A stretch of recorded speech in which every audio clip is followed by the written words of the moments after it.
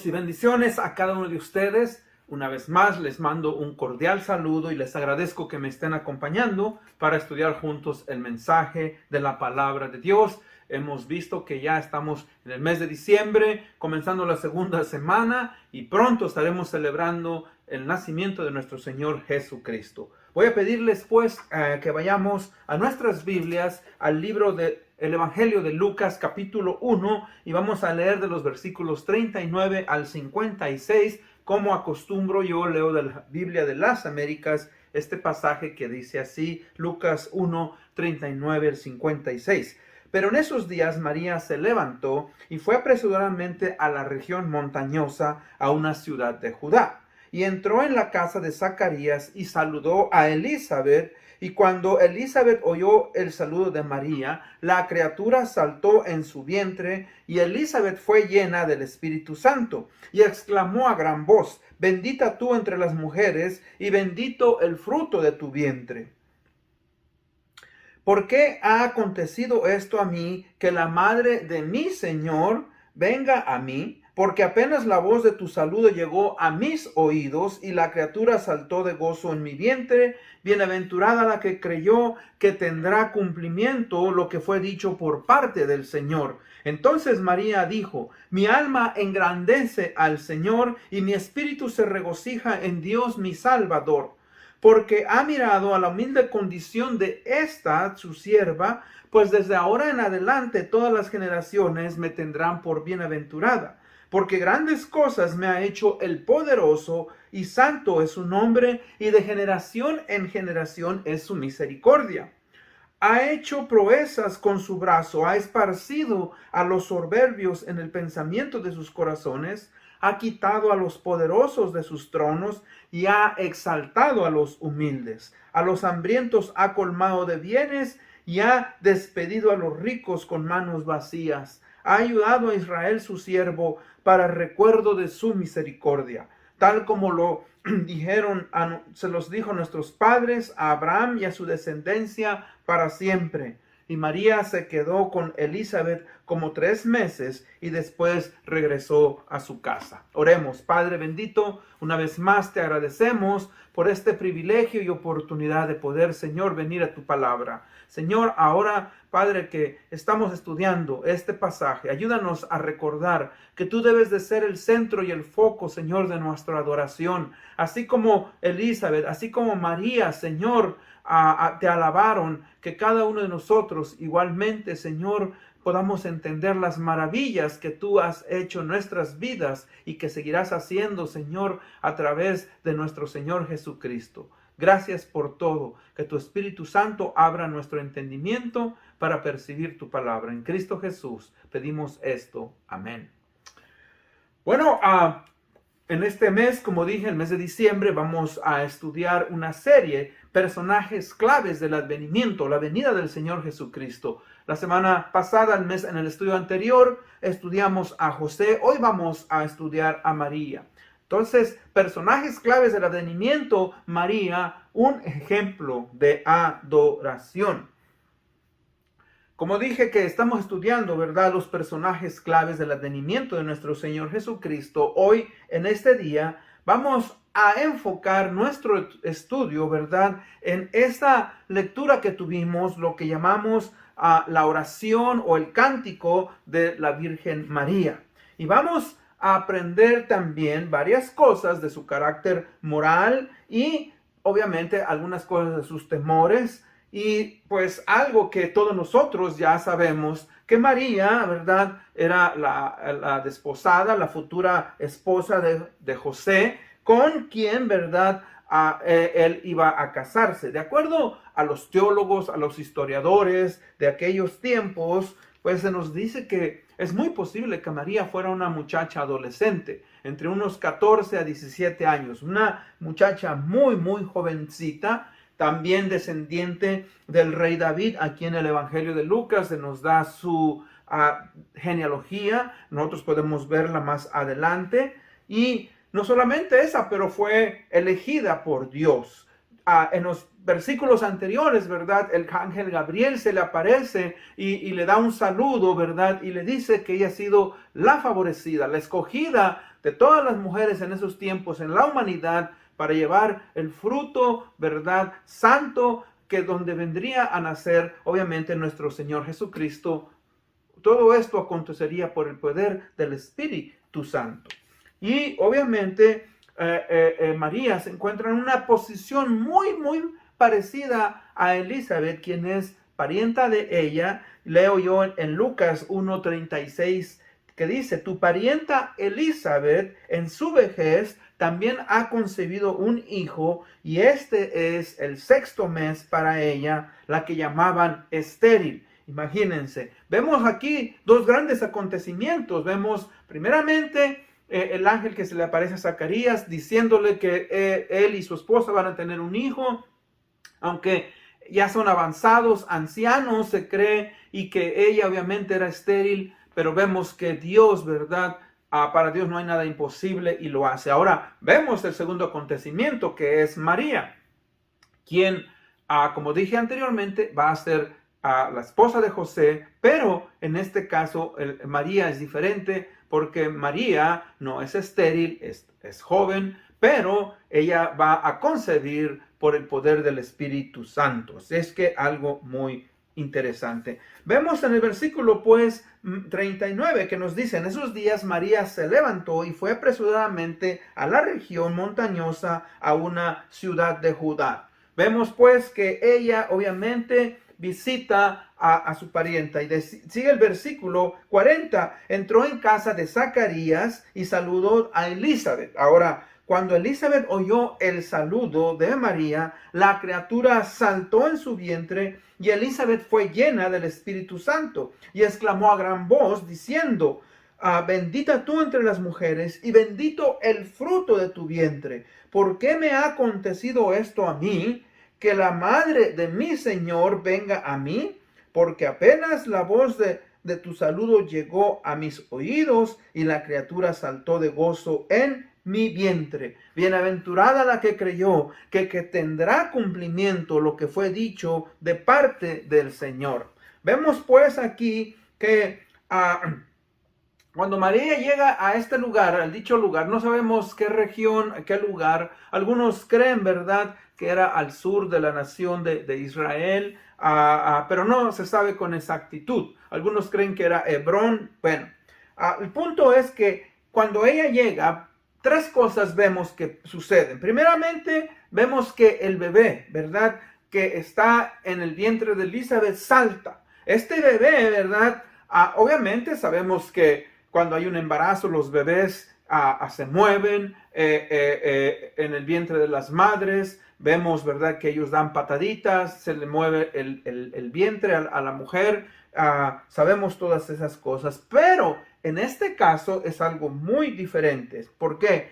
Porque esa es una señal, ¿verdad?, que Elizabeth ve y recibe en ese momento. Ahora recuerde, dice ahí el pasaje que en ese momento fue llena del Espíritu Santo cuando María le extiende la mano. O sea que esta señal se nos habla, ¿verdad?, que es una señal para que Elizabeth entiende, ¿verdad?, que ese ser que María lleva en su vientre es un ser muy especial, y que su propio hijo, ¿verdad?, lo sintió. Muy especial, quien está, ¿verdad?, obviamente a punto de revelarse por medio de la llenura del Espíritu Santo. Ahora, otra cosa que ya mencioné, en segundo lugar, en el versículo 41 se nos dice pues que instantáneamente Elizabeth es llena del Espíritu Santo. Y en ese momento es cuando se le da un espíritu de profecía. Ella empieza a hablar. Recuerde, el Espíritu Santo, ¿verdad?, se manifiesta en ella, y ella empieza a hablar porque le dice: bienaventurada, le está diciendo María, la que creyó que tendría cumplimiento lo que fue dicho de parte del Señor. O sea, tanto ella y María reciben, ¿verdad?, el Espíritu, y hablan, ¿verdad?, de parte de Dios. Vemos que Elizabeth pues recibe el Espíritu Santo. Ahora recuerden, ella es una mujer también entregada a Dios. En Lucas 1:16 dice acerca de ella y de su esposo, dice: ambos eran justos delante de Dios, y se conducían intachablemente en todos los mandamientos y preceptos del Señor. O sea, esta es una de las razones por las cuales, ¿verdad?, Dios pudo usarla y el Espíritu Santo pudo llenarla en su presencia. Ahora, otra cosa que vemos, la tercera cosa, en el versículos 42 al 45, que Elizabeth también exclama a gran voz. Ahora, nuevamente, todo esto, mis hermanos, no es algo común y corriente, ¿verdad? Es algo que ella percibe y Dios le habla. Está llena de alegría, está contenta, ¿verdad? Y exalta el nombre de Dios por la venida del Mesías. O sea, sus emociones, hermanos, son inexplicables. Recuerde, ha habido una promesa desde el jardín de Edén, ¿verdad?, que un día vendría el Salvador, el Mesías, a este mundo. Ellos están esperándolo por milenios y ¿cuándo se va a cumplir? Se hacen la pregunta. Bueno, en este momento, mis hermanos, que leemos hace aproximadamente 2000 años, vemos el cumplimiento de esa promesa. Elizabeth, bajo la influencia del Espíritu Santo y obviamente guiada por el Espíritu Santo, ¿verdad?, reconoce que ese niño que llama María es el Señor Adonai, mi Señor, el Dios Todopoderoso. En este momento, obviamente, vemos que la criatura, el Señor Jesucristo, está en el vientre, ¿verdad?, de María, pero ella puede percibir y darse cuenta que esas cosas, ¿verdad?, son extraordinarias. Y ese bebé que ya aproximadamente tiene 6 meses, como se nos dice en el Evangelio, quien es Juan el Bautista, también puede percibir la presencia del Señor y es muy posible que desde entonces, ¿verdad?, él también es lleno del Espíritu Santo, porque también se le dijo a Zacarías que él sería lleno del Espíritu Santo desde el vientre de su madre. Y este es el momento oportuno en el cual, ¿verdad?, se presenta. Ahora, entramos pues al versículos 46 al 56 y vemos algo que María responde. Entonces María dijo: mi alma engrandece al Señor. La oración de María es conocida también como el Magnificat. O sea, en latín quiere decir mi alma magnifica al Señor. Es un canto. Es también conocido como el cántico de María. Ahora, este canto es muy similar al cántico de Ana en el Antiguo Testamento. En 1 Samuel capítulo 2, versículos 1 al 10, usted lo puede ver. Pero hay una gran diferencia entre estos dos cánticos y la expresión de estas dos personas. Primeramente, Ana, cuando ella canta y expresa, ella está expresando el triunfo sobre sus enemigos. Se acuerda que tenía su esposo tiene otra mujer, constantemente le estaba haciendo burla y eso obviamente implicaba, ¿verdad?, para Ana sufrimiento. Mientras que María, ¿verdad?, en su cántico proclama la grandeza de Dios y la gran misericordia de Dios hacia el hombre. O sea, ¿por qué? María estaba proclamando en este canto la salvación de Dios. Una salvación que vendría a través, ¿verdad?, del Mesías prometido, quien también era su Salvador. Ella está profetizando, ella está, ¿verdad?, prediciendo que ese Salvador sería bienvenido por toda la nación, pero especialmente por aquellos que lo reverenciaran. Sería también rechazado por los orgullosos, por los poderosos, por los ricos. Ahora, María, al igual que Ana, y al igual en el Antiguo Testamento, y al igual que Elizabeth, su parienta, es llevada por el Espíritu Santo a dar un mensaje de Dios a todas las personas y a todas las generaciones que habrían de venir en el futuro para, ¿verdad?, a bendición de ellas y obviamente por medio del Señor Jesucristo. Ahora, vamos a analizar algunas cosas. El versículos 47 dice, mi espíritu se regocija en Dios, mi salvación. Mi espíritu, dice ella, se regocija en Dios, mi salvación. Ahora, aquí hay algo que nosotros vemos que es bien importante.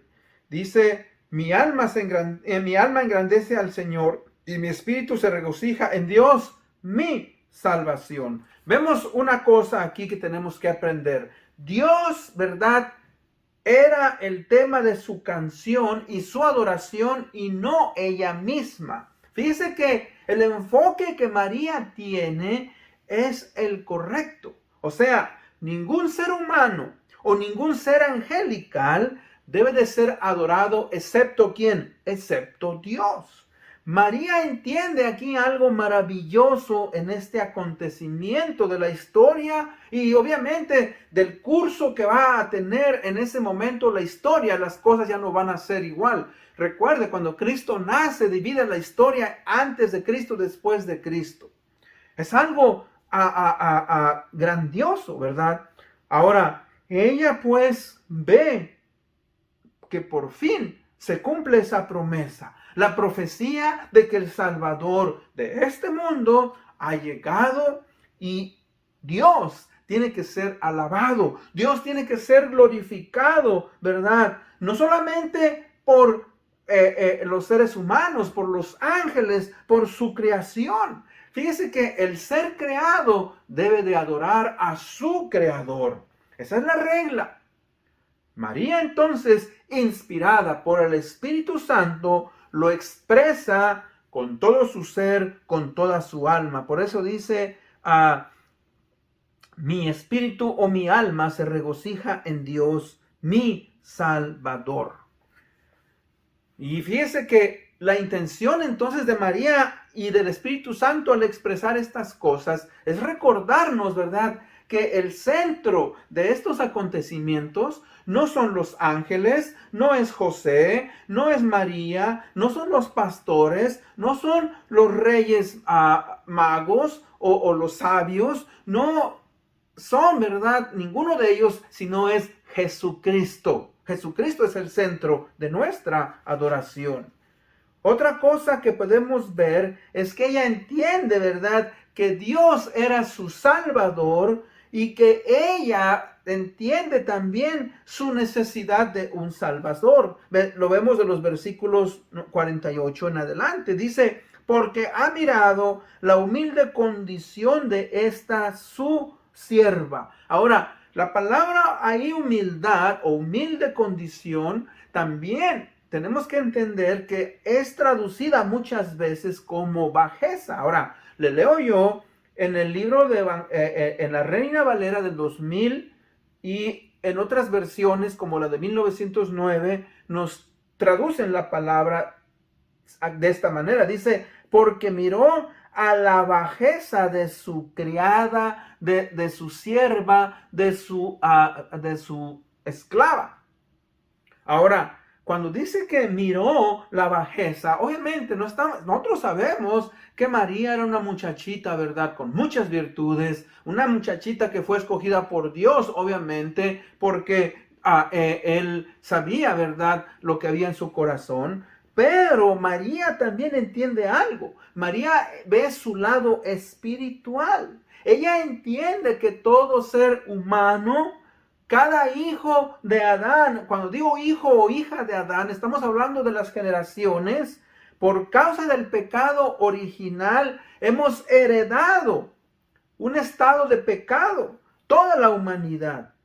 Y cada uno de nosotros, ¿verdad?, tenemos que pagar por esas consecuencias. O sea, recuerde, el pecado nos ha despojado de una relación con Dios. La justicia original que Dios había depositado en Adán y Eva, esa inocencia que no había pecado, en el momento que ellos pecan, ¿verdad?, son expulsados del jardín de Edén. Ahora ellos, ¿verdad?, están en vergüenza. Ya no tienen ahora ellos, ¿verdad?, una manera en que relacionarse como antes lo tenían con Dios. Y fíjese que el pecado, no solamente a ellos, pero a toda la humanidad, nos ha llenado de enfermedades. desde la coronilla hasta los pies. O sea, que nos ha expuesto a una prisión espiritual. Una prisión espiritual, ¿verdad? En la cual todos nosotros tenemos que pagar. Pero, ¿cómo vamos a pagar? Porque el ser humano sin Cristo, sin Dios, sin la justicia de Dios, está sin esperanza, está desamparado. Estamos pobres, estamos miserables, ciegos, desnudos. Por eso María, cuando ella entiende, dice, ¿verdad? Ha mirado la bajeza de su criada, de su sierva. O sea, ¿por qué un ser humano como yo, con una naturaleza pecadora, es escogido? Y eso a mí me llenas, hermanos, de gusto el saber que María pudo entender eso. Porque tristemente en nuestros días se venera a María y se pone a María como la corredentora de Cristo. Déjeme decirle que María es una gran mujer. El mundo debería estar lleno de mujeres como María. Pero mujeres que saben y entienden que tienen una naturaleza pecadora y que perciben su estado espiritual y se sujetan al Padre y aman al Padre. Y entienden que sin Cristo, ¿verdad? Al igual que todo hombre y todo varón, ¿verdad? Tenemos una condición de pecado que solamente Cristo puede cambiar. Como dije yo, Dios se acuerda, es lo que ella dice, se ha acordado de los escogidos, se ha acordado del estado bajo del ser humano y les ha provisto de un Salvador. Él envió al Señor Jesucristo porque dice ahí, ¿verdad? Él salvará a su pueblo de sus pecados. En Romanos 5:8 dice la palabra, mas Dios muestra su amor para con nosotros, en que siendo aún pecadores, Cristo Jesús murió por nosotros. O sea, en el estado de pecado en el cual nosotros nos encontrábamos, Cristo, ¿verdad?, vino y tomó por nosotros el lugar que merecíamos para morir en la cruz del Calvario y nos ha dado salvación y vida eterna. Vemos pues entonces que la misericordia de Dios es grande para siempre. María entiende su estado de naturaleza pecadora, pero se regocija en Dios por haber sido elegida, ¿verdad? Cuando ella dice, todas las generaciones me tendrán por bienaventurado. Bienaventurado es que feliz en gran manera. No que debemos de adorar a María, no, pero gozarnos juntamente con María, porque al igual que ella, Dios ha tenido misericordia de nosotros los pecadores. De los versículos 49, 50 dice, porque grandes cosas me ha hecho el poderoso y santo es su nombre, y de generación en generación es su misericordia para los que le temen.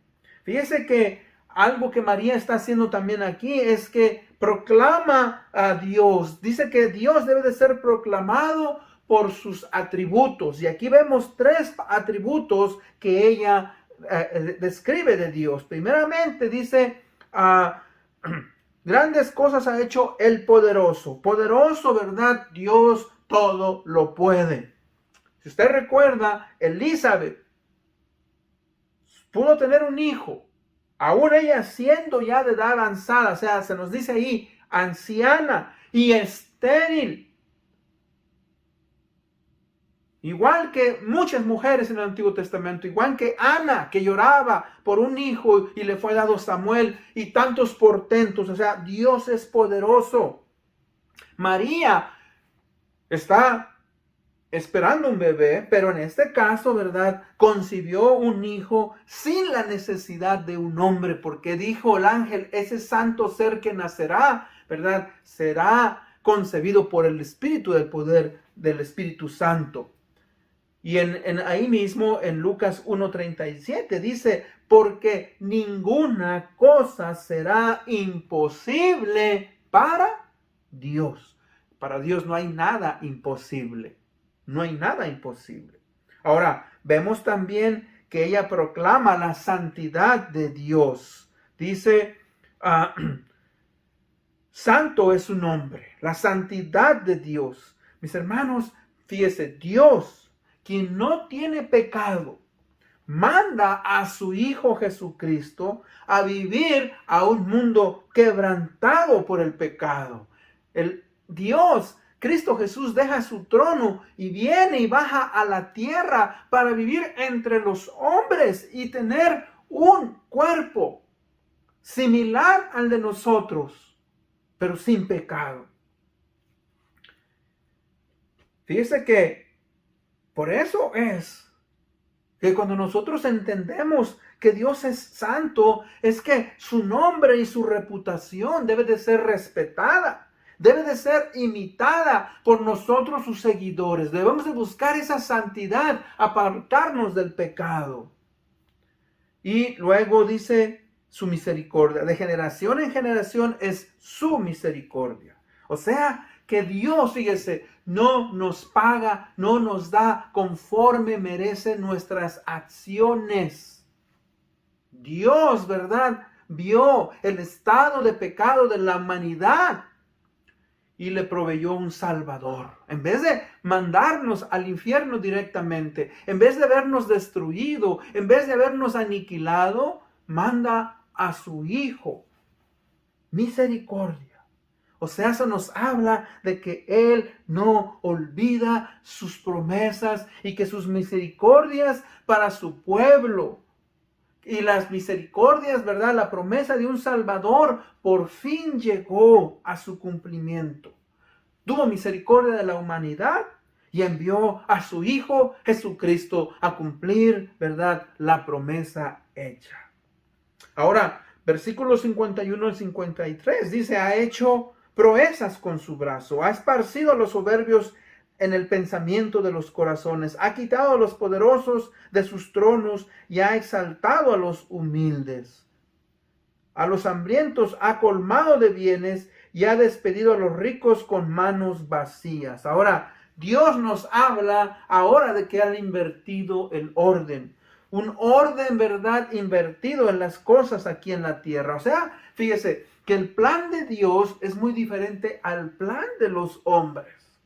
El plan de Dios, mis hermanos, es totalmente diferente a lo que los hombres pensamos. ¿Por qué? Fíjese, el ser humano, el hombre, quiere cambiar las cosas por medio de ¿qué? De su poder, por medio de su inteligencia, por medio de nuestro propio esfuerzo, a través de guerras, a través de procesos políticos, de la ciencia, de la psicología y de los avances tecnológicos y de tantas cosas que nosotros los seres humanos queremos hacer.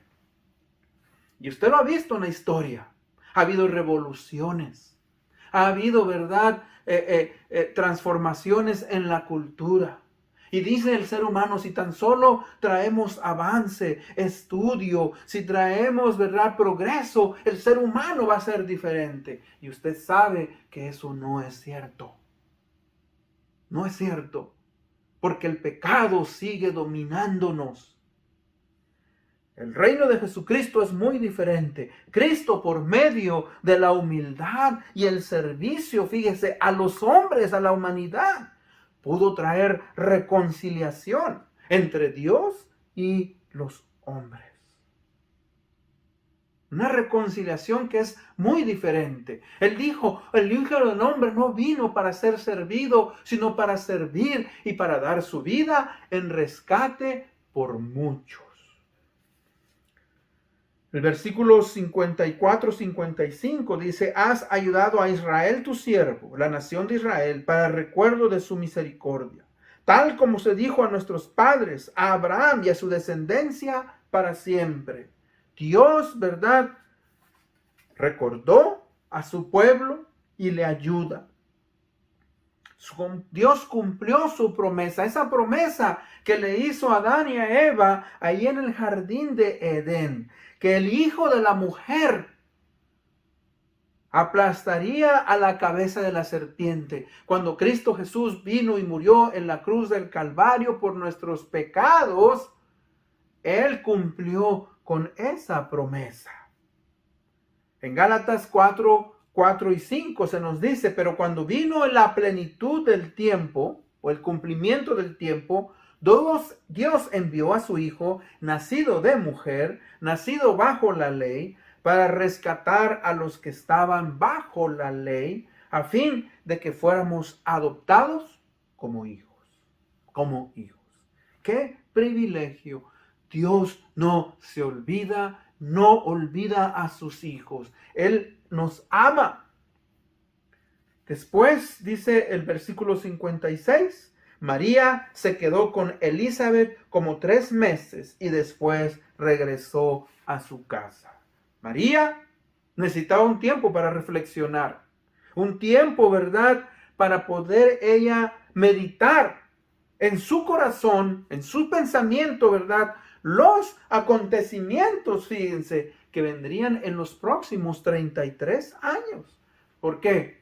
Porque estamos hablando que aproximadamente el Señor Jesucristo vivió, ¿verdad?, 33 años. Empezó su ministerio, ministró por 3 años aproximadamente, ¿verdad? Y después de cumplir con su ministerio, es apresado, es crucificado, pero también resucitó. Y hoy está a la diestra del Padre.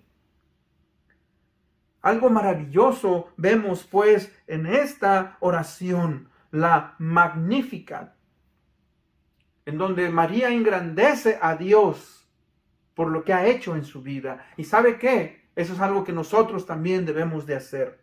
En conclusión, María entiende que la adoración debe de siempre estar enfocada a Dios y no a uno mismo. Que la adoración debe de ser dirigida a Dios. ¿Por qué? Porque Él es nuestro Salvador. Recuerde, nosotros somos instrumentos de Dios para que esa salvación pueda ser llevada a otros seres humanos. Pero esa salvación proviene de Dios, proviene del Señor Jesucristo, es empoderada por el Espíritu Santo. Por eso es que María es un ejemplo de adoración. Y no, ¿verdad?, que ella debe de ser adorada. Nosotros, al igual que ella, debemos de centrar nuestra adoración en Jesucristo, el Hijo de Dios, quien dejó su trono y se despojó de ciertos atributos para que tuviéramos una relación con Dios. Y por medio de su sacrificio en la cruz del Calvario, reconciliar una relación rota por el pecado, para que usted y yo pudiéramos vivir, ¿verdad?, con Cristo eternamente. Por eso siempre hago esa invitación. Si usted está escuchando este mensaje y aún no ha recibido al Señor Jesucristo, tome un tiempo, medite, reconozca su estado de pecado. Pídale a Dios que cambie y transforme su manera de vivir. Recuerde, adore a Dios, quien merece toda la adoración. El Espíritu Santo nos va a guiar a honrar y adorar a Cristo. Y que en esta Navidad Dios prepare para celebrar nosotros, fíjese, con gozo, con esperanza, con anticipación, con paz, esa venida del Salvador a este mundo. Fíjense, un mundo sin esperanza. Y por eso es que le damos siempre las gracias y le adoramos y le damos la honra y la gloria. Con eso en mente vamos a ir en oración. Señor y Padre bendito, gracias te damos, Señor, en este día.